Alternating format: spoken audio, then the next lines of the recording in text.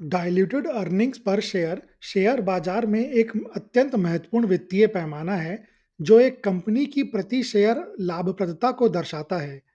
यह माप इस धारणा पर आधारित होता है कि सभी डाइल्यूटिव सिक्योरिटीज साधारण स्टॉक में परिवर्तित हो गई हैं। यह कंपनी की कमाई की शक्ति का सबसे खराब स्थिति वाला दृष्टिकोण प्रदान करता है।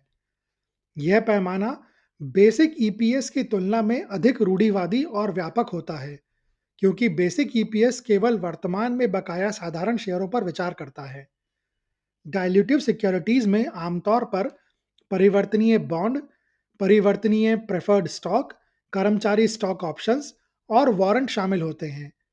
इन उपकरणों के परिवर्तित होने से बकाया शेयरों की कुल संख्या बढ़ जाएगी, जिससे कंपनी की कमाई एक बड़े शेयर आधार में डाइल्यूट हो जाएगी।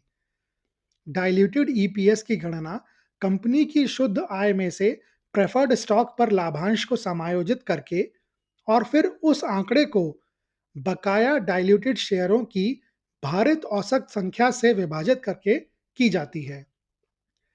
शेयरों में काल्पनिक वृद्धि निर्धारित करने के लिए गणना में अक्सर परिवर्तनीय उपकरणों के लिए इफ कन्वर्टेड मेथड और विकल्पों तथा वारंटों के लिए ट्रेजरी स्टॉक मेथड का उपयोग किया जाता है। निवेशक डाइल्यूटेड ईपीएस पर बारीकी से नजर रखते हैं, क्योंकि यह उनकी प्रति शेयर आय पर भविष्य के परिवर्तनों के संभावित प्रभाव की यथार्थवादी तस्वीर देता है। बेसिक ईपीएस और डाइल्यूटेड ईपीएस के बीच एक बड़ा अंतर यह संकेत दे सकता है कि कंपनी के पास बकाया विकल्प या परिवर्तनीय ऋण की मात्रा अधिक है। एक उच्च डाइल्यूटेड ईपीएस यह दर्शाता है कि संभावित डाइल्यूशन को ध्यान में रखते हुए भी शेयरधारकों के लिए लाभप्रदता बेहतर है। निवेशकों के लिए पारदर्शिता सुनिश्चित करने हेतु यह कंपनी के वित्तीय विवरणों में अनिवार्य रूप से प्रकट किए जाने वाला माप है।